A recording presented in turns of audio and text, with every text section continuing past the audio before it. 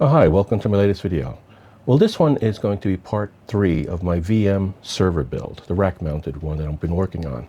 Now, this particular part wasn't originally planned, but the cooler that I had put on this system, this NHL9i17XX, well, it just is not cutting it. I went ahead and did some further testing, which I will show here in this video, and I am throttling on multiple cores. So that has to be taken care of. So what I've done is I went out and bought this NHL9 X65, okay, which is considerably taller. The original one, 37 millimeters high, the cooler part of it, and this new one is 65 millimeters higher. They have the same fan, a 14 millimeter fan, 92 millimeter in diameter. But I do have another fan that I will likely put on it if I can get it in the case properly. And it's the same fan, but a little bit higher performing, including being 25 millimeters in height. So I've read about this, and that should actually reduce the heat on it if necessary. But I'll test it out first with the fan that comes with this 14 millimeter high one. Okay, and then we'll see how it goes. If not, then I'll switch it and put the fan. I'll have to go ahead and cut a hole opening in the top of the case for this, the rack-mounted 2U case. However, I was going to do that anyway. It's just that I may have to be a little bit higher on it. It may actually pop through the top part of the case if I change to the thicker fan, but we'll see. And that won't really matter because the way this is going to be situated in my rack, right above it is a shelf that gives me an extra almost ½ inch in height. So even if this case were to stick up just slightly, it wouldn't matter. It would be plenty of room right above this case in order to get the airflow that's needed. Anyway, let's see what happens. First, I'll show you what it did testing with the software that I chose to test the performance of this particular system with the existing NHL9i17XX fan cooler combination. Then after I show you that, then we'll switch out the cooler and we'll do it again. And if necessary, I'll change the fan, which that fan is directly compatible with that cooler. It'll just be a little bit higher, an extra 11 millimeters in height actually. So anyway, let's go ahead and get started.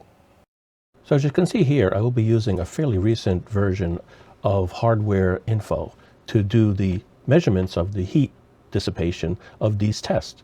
So let's get started. The tool I've decided to use for testing is PC Mark 10, and it's served me well in some other testing that I did because it goes through the whole gamut of different types of tests that the average PC would want to use. And since this is a virtual machine server, it probably will work well. Now, to save everybody's time here, I'm going to speed this up through most of it when it's doing the meat and potatoes part of the testing. So for example, right now it shows that it's sped up 10 times the normal speed as we proceed through the testing sequence that's done by PC Mark.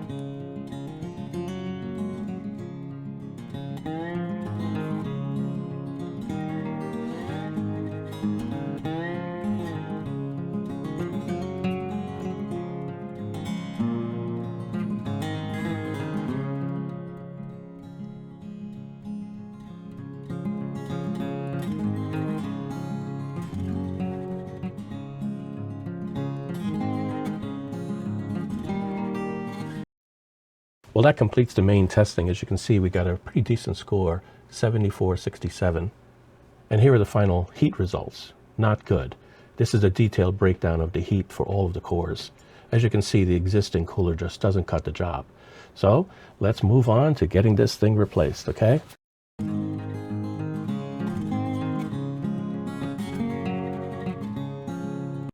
Now what I'm showing here is what it looks like before I get started. The existing 37 millimeter cooler.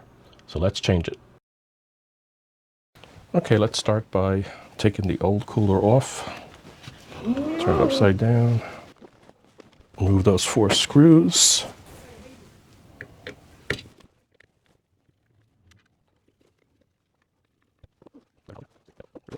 Looks like it's already popped off here. Disconnected. And the whole thing should slide off. There we go. I will disconnect it from the motherboard fan header. There we go. And I got to clean everything off. Let me get some isopropyl alcohol. Okay, I got some paper towels, 99%. Let's go ahead and clean off this. I'm not going to remove the CPU. I'm just going to clean it in place. That might trigger some people because they like to make sure it's super clean, but there's no need to. This is non-conductive stuff. Try to go in toward the middle to get off from the edges properly and get down into the cracks. Just a little. Just my fingernail, I don't go too far down. It hasn't been here that long, so it shouldn't be hardened or anything, and it's not. Give it a little bit of a polish, and that's good enough. Let me do the same thing to the cooler, so I don't forget and put it away dirty. Get another one, put some alcohol on. This will be a little easier to do. Again, don't push into the middle. Get off what you can. Need a third hand. Doesn't have to be perfect. Just get off all the big pieces. Get in the crevices there a little bit. I'm not going to take these brackets off for the same reason I didn't take the CPU out. And I think that's good enough. Okay? Again, I'll put the Noctua stuff on it, same as we had before. A little bit of a T here. So it's basically the same thing. Save this. I didn't even open up the one from the new one. This is the same one, because they're the same ones. I double checked. It's the same type that is with the new one as well. Take the new one, and we'll take it out of the box, and we'll move on from there. Now this new cooler can work on either AMD or Intel. So I took all of the parts that say Intel, opened up the bags, and put them on the side.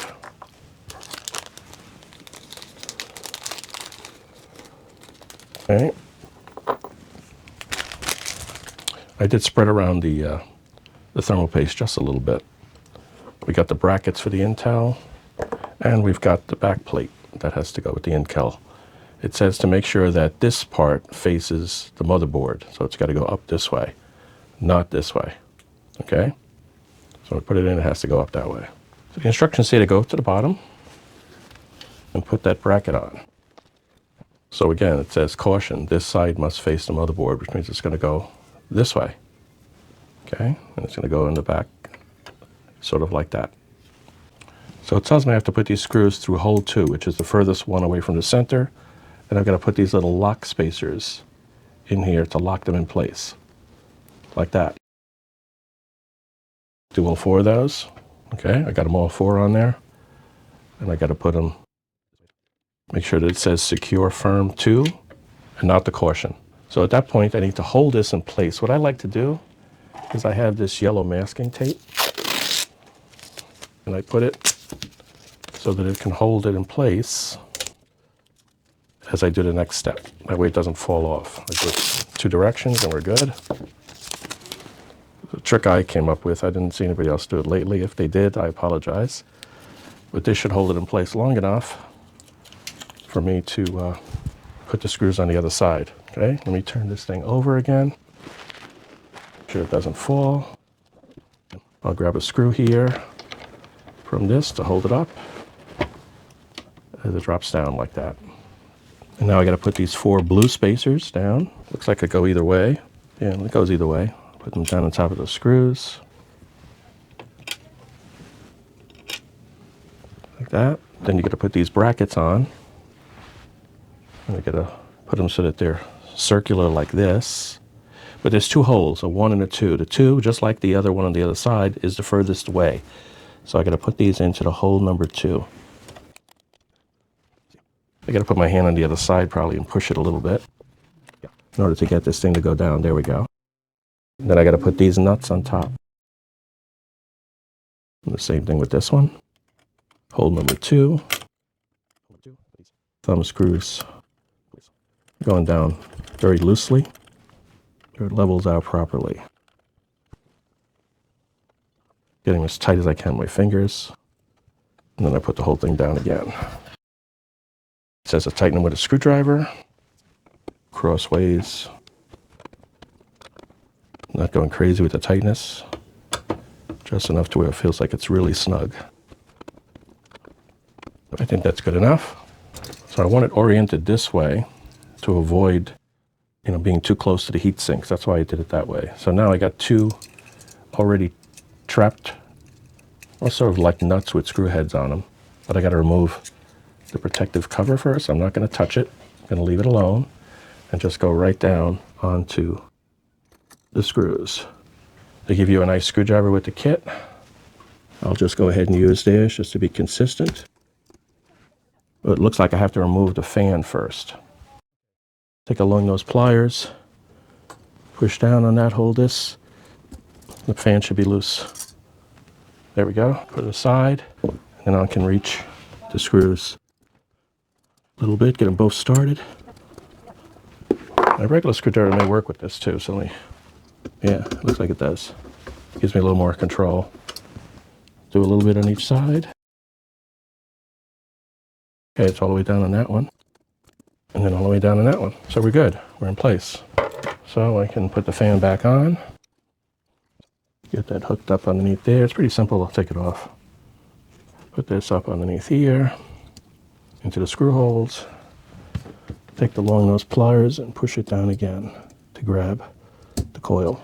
And there we go. It's secure. Looks like I'm a little off. Let me take it off again. Might be in the wrong spot there. So that it's balanced in the center of it, which looks good now. And then I can plug this in again. A little bit hard to see. And there we go. It's in. I'll have to tie this up before I power it on. So let me get a cable tie. And I'll tie it right next to the top screw to fan. There we go. That's good. So I cut that and I'm all done. Okay. Next thing we'll do is power it up. Let's now run PC Mark with the new cooler to see what the thermals look like. It should run pretty much the same overall, so it's going to be sped up at some point. I usually like to let the first liter go by here and make sure that it gets started without any errors and it sizes the system properly. So anyway, just about there, and here we go.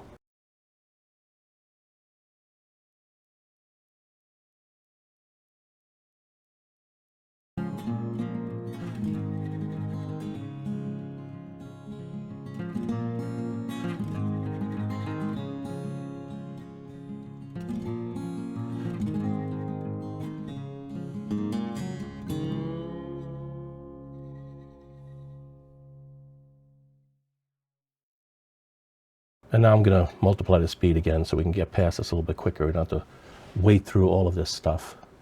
Interesting test. I latched onto it a while ago, and it seems to do a fairly good job. It has actually shown some interesting temperature variations that I didn't expect, that other tests did not come up with. So let's go ahead and see how this pans out.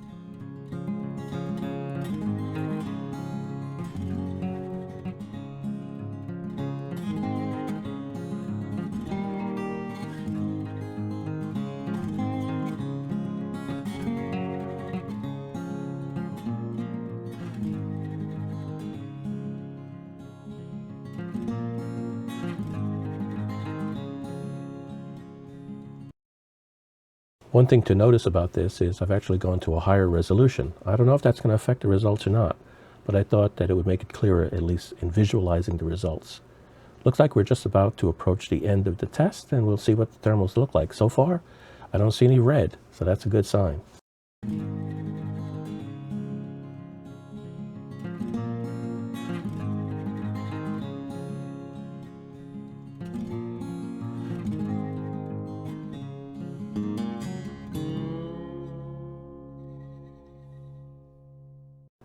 There we go. Great results. Better than I would have expected. Take care.